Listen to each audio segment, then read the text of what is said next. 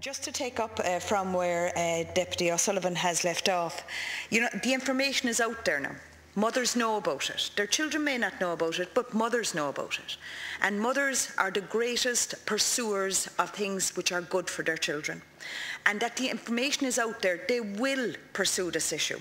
And they will want to know why their children cannot get it.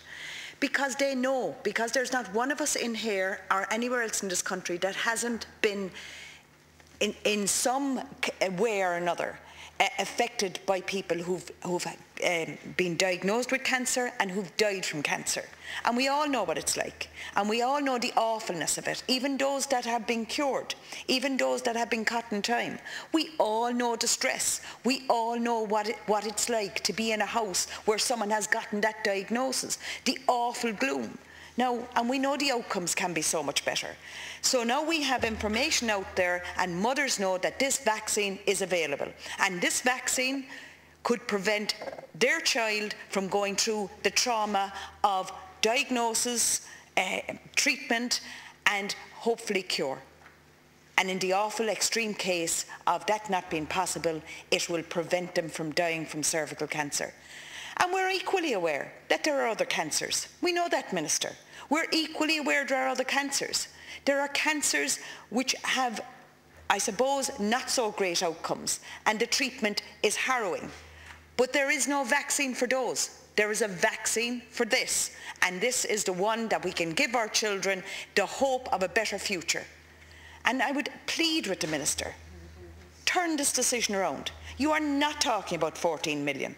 Because my information is that doctors who administer the vaccine in a private capacity now will do it for €115 per dose. Now, you and I know that families who have the wherewithal and have the resources will have their children vaccinated.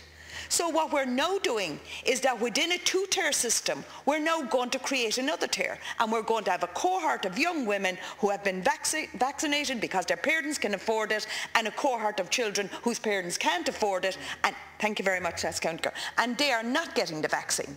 And we shouldn't allow that to happen. That will happen later on in life, Minister.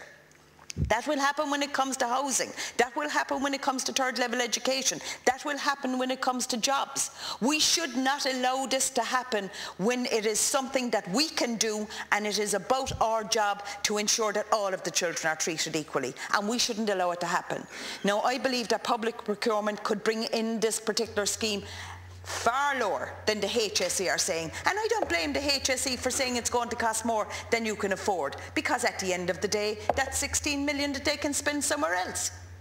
No control over it, of course. They've done it in disability, mental health, you name it. And they will spend that money wherever they see fit, and you and I will have no control over it. This is something we have control over, and this is something that will have an outcome that will benefit all of us. And it's not just about death, it's about harrowing experiences.